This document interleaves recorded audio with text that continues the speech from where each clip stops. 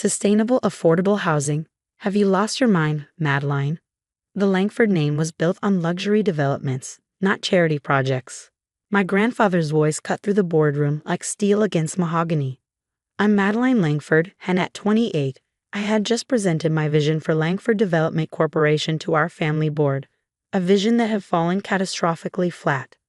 It's not charity, I replied steadily. It's innovation. Sustainable housing with cutting-edge design at accessible price points.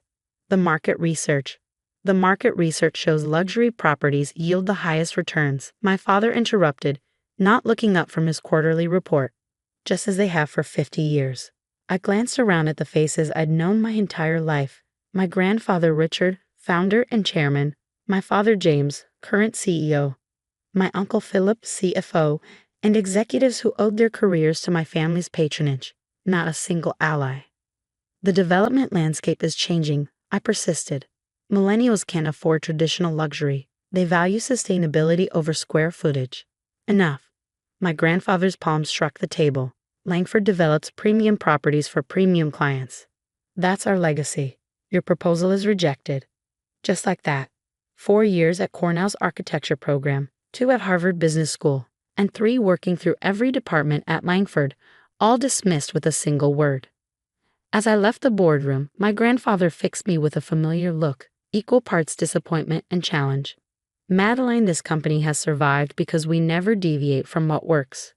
Remember that. In my office, my assistant Rob looked up. That bad? Worse, they didn't even consider it. So what now? I turned to him, decision crystallizing. Now we go to Plan B. Plan B began the following day with a phone call. Connor, it's Madeline Langford. I think it's time we discuss that partnership you proposed. Connor Zhang had been my study partner at Harvard before launching Zhang Innovations, a venture capital firm specializing in sustainable infrastructure. He'd approached me months earlier about collaborating, but I'd held back, hoping to transform Langford from within. Let me guess, he replied. The family board wasn't receptive to dragging Langford into the 21st century. That's putting it mildly. Their loss. So you're ready to start something new? I am, but I'm not looking to use the Langford name. Whatever we build needs to succeed on its own merits. After making plans to meet, I received a text from my younger sister Charlotte. Heard about the board meeting. Dad's furious. Dinner at their place tonight? The family dinner invitation was clearly a summons to be lectured. Charlotte, 4 years my junior and halfway through her MBA, had always been more willing to follow the Langford path. Can't tonight, I replied. Deadlines. Rain check.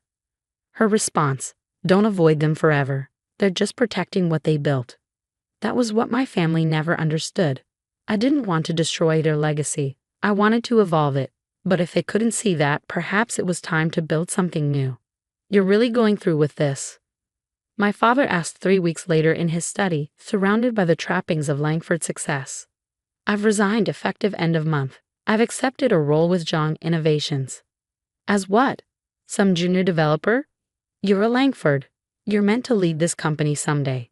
Lead it where, Dad? Into the same market we've served for 50 years? The world is changing. So change things from within, he argued. Be patient. Your grandfather won't be around forever. You'll make the same decisions he would. That's fine for you, but it's not my vision. He stood, assuming his negotiating stance. What if I could get the board to approve a small pilot project? Something sustainable, but still upscale. A token project to keep me in line. That's not what I'm looking for. Then what are you looking for? To throw away your inheritance? Your place in this family? I'm looking to build something meaningful. Something that addresses real needs in the housing market. Your grandfather will see this as betrayal. I know. And you're prepared for the consequences. Once you walk away from Langford, there's no guaranteed path back. I understand. Later, my mother called. Your father told me. Are you sure about this, Maddie? I'm sure, Mom. Your grandfather built this company from nothing. He sees your ambition as rejection of his legacy. I know the story. He doesn't understand that you're more like him than anyone else in the family. That surprised me. What do you mean? Richard didn't follow his father's path either. He was supposed to take over the family law practice. Instead, he saw an opportunity no one else recognized. As we hung up, I realized my mother had given me unexpected perspective. Perhaps my departure wasn't rejecting my grandfather's legacy, but extending it in ways he couldn't yet see.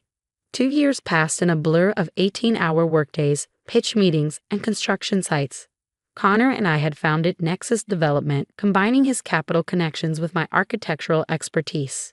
Our focus: design forward, sustainable housing that middle-income buyers could actually afford. Our first project, a 60-unit development outside Boston, was nearing completion, incorporating innovative materials, energy-efficient systems, and community-oriented design at accessible price points. I hadn't spoken to my grandfather since leaving. My father maintained cordial but distant contact. Charlotte had gradually become my strongest family ally, fascinated by Nexus despite her continued loyalty to Langford. "The sales office opens next week," Charlotte asked, walking through our nearly completed development. "Thursday. We already have a waiting list of over 200 potential buyers for 60 units. "That's impressive," she admitted, touching the sustainable materials. "And these are beautiful. And sustainable. The building is carbon neutral in operation." Charlotte hesitated. "Grandfather asks about you. He'd never admit it, but he follows what you're doing here." This surprised me. "How is he?" "Stubborn as ever. But Langford's facing challenges. The luxury market is softening. They've had to reduce prices on the Beacon Towers project." "I'm sorry to hear that." "Are you? It kind of proves your point. I never wanted Langford to struggle. I just saw a different path forward." "Well, the board isn't completely blind. After you left, I started sharing some of your market research. There's been talk of diversifying our portfolio." "Really?" "Dad's even mentioned your name in strategy sessions. Not that grandfather acknowledges it." She paused at a window overlooking the courtyard. "This place is special, Maddie. You've built something that matters." "We're officially sold out," Raj announced months later, champagne in hand. 60 units, all under contract, 3 weeks ahead of projections. "And at asking price or above for every unit," he added. "The Boston Globe wants an interview. So does Architectural Digest." The intercom buzzed. "Ms. Langford, there's a Mr. Richard Langford here to see you." "My grandfather? Here?" "Send him in," I managed. The door opened, and there he stood, more stooped than I remembered, leaning on a cane, but with the same commanding presence. "Grandfather." "Madeline." He nodded, then glanced at Raj. "Might we have a moment?" After Raj left, my grandfather surveyed my modest office. "I drove by your development yesterday. Quite a crowd at the sales office. We've just sold out." "So I heard." He took a seat across from my desk. "I came to offer you a proposition." "What kind of proposition?" "Langford Development is considering a new division focused on sustainable mid-market housing. We'd like to acquire Nexus as the foundation for this initiative." I stared at him stunned. "You want to buy my company?" "With you at the helm of the new division. Full creative control, board position, appropriate compensation. It would bring you back into the fold where you belong." 2 years ago, this offer would have been everything I wanted. Now it felt hollow. "Why now?" 2 years ago, you dismissed everything I'm doing as charity projects. Markets change. Successful companies adapt. And it has nothing to do with Beacon Towers underperforming while Nexus sold out ahead of schedule. His eyes narrowed. "I'm offering you a chance to bring your vision to a larger platform. To come home." "And what happens to Connor? To my team?" "Zong would receive fair market value. As for your team, that would be your decision as division head." I walked to the window, considering. The offer was tempting: resources, scale, family reconciliation. But something felt wrong. "This isn't about markets adapting," I said finally. "This is about absorbing a competitor and neutralizing an approach that challenges yours." That's an uncharitable interpretation, but accurate. If I returned to Langford, how long before the sustainable division became another luxury brand with a few green features for marketing? "You've become cynical." "I've become clear-sighted. I appreciate the offer, but Nexus isn't for sale." He stood stiffly. "You're making a mistake. Langford Resources could expand your vision tenfold, or dilute it beyond recognition." He moved toward the door, then paused. "Your father thinks you'll reconsider. He still believes you'll come back eventually." "And what do you believe?" My grandfather studied me, and I saw something unexpected, not anger or disappointment, but grudging respect. "I believe you're more like me than I care to admit." stubborn, convinced of your own vision, unwilling to compromise. I'll take that as a compliment. A ghost of a smile touched his lips. It wasn't entirely meant as one. He added, "Your development, it's good work, Madeline." Different from what I would build, but good work nonetheless. It was the closest to approval I ever received from him regarding my vision. 5 years after founding Nexus, I stood on the roof deck of our fourth completed project. What had once been an underutilized industrial area was now a vibrant community with sustainable housing, green spaces, and thriving local businesses. The mayor's office called again, Connor said. They want to feature Nexus in their Housing Innovation Showcase next month. Tell them we'd be honored, and the Cambridge proposal. Greenlit yesterday. Construction starts next quarter. Nexus had grown beyond my initial vision, with projects across New England. We'd proven that sustainable, thoughtfully designed housing could be both accessible and profitable, a model others were increasingly emulating, including, ironically, Langford Development. After my grandfather's failed acquisition attempt, Langford had launched their own sustainable luxury line, a half step toward what I proposed.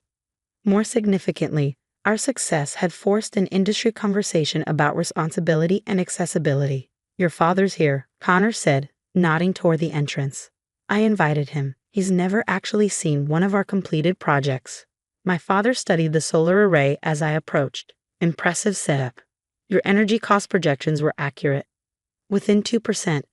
Residents here pay about 40% less in utilities than comparable units. Since my grandfather's acquisition attempt, our relationship had gradually thawed. We still disagreed fundamentally about development philosophy, but mutual respect was growing. Thank you for coming. It means a lot to have you see this. Charlotte's been singing your praises for years. I thought it was time I saw for myself. He paused. Your grandfather would have appreciated the craftsmanship, even if the market positioning confounded him. The mention of my grandfather brought mixed emotions. He had passed away 6 months earlier, leaving Langford entirely to my father. How are things at Langford? Evolving, my father admitted. The sustainability division is now 20% of our portfolio, still luxury focused, but incorporating many of your principles. He hesitated. We're considering a mid-market project in Somerville, not unlike what you're doing, but with a Langford approach. Competition is healthy, keeps us all innovating. Indeed, he looked at me thoughtfully. The Langford board is restructuring following your grandfather's passing. I'm creating 2 new positions for external directors with expertise in emerging markets and sustainable development. I raised an eyebrow, understanding the implication. Are you offering me a board seat? I'm suggesting that Langford would benefit from your perspective, even as you continue building Nexus, a collaboration rather than an acquisition. It was a significant olive branch acknowledgement that my path, though different, had value for the family business. I'd need to think about it. There would be questions about conflicts of interest. Family businesses survive by adapting across generations, each bringing their own vision of the future. Later that evening, I reviewed my father's proposal. The board position would be advisory, allowing me to contribute to Langford's direction while maintaining independence with Nexus. It wasn't the future I had imagined, but it offered something unexpected, a chance to influence both paths forward. My phone buzzed with a text from Charlotte. Her dad offered you the board seat. Please say yes. Langford needs your voice. I smiled, looking at the framed photo of the first Nexus development on opening day, with residents receiving their keys in front of the building I had designed against all expectations. My grandfather had built Langford by recognizing an opportunity others couldn't see. I had built Nexus by doing the same. Different visions, different markets, but perhaps not such different impulses after all. Tomorrow, I would accept the board position with clear boundaries. Not as a return to the fold, but as a bridge between what Langford had been and what it might become, just as Nexus represented a bridge between my family's expertise and my own vision. Some buildings stand as monuments to the past. Others serve as foundations for what comes next. The best, I had learned, somehow managed to do both at once.